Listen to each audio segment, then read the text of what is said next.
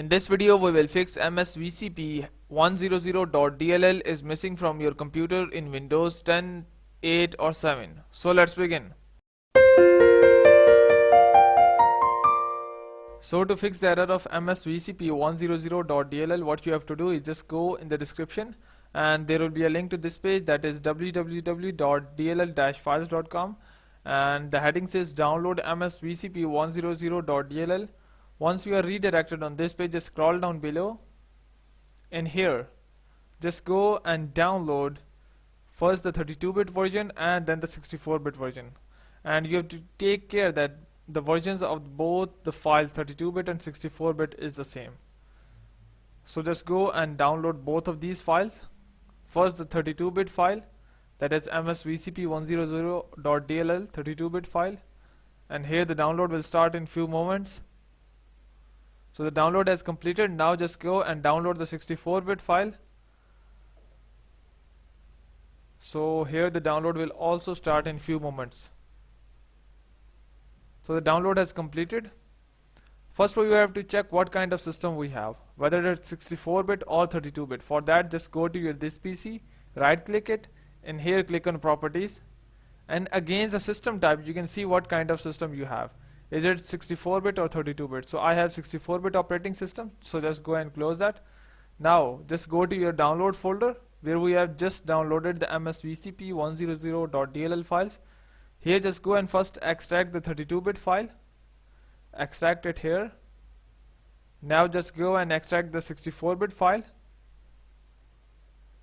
Once we have extracted both the files, first we would solve the system for 32-bit. For that, just go and open the 32-bit folder, open that and copy the DLL file, copy it. Just go to this PC, go to local disk C, go to Windows folder, and here just scroll down below and search for system32. Just scroll down below and here we have system32. Just go and open that and paste the 32-bit DLL file here. Paste it here, click continue. Go back.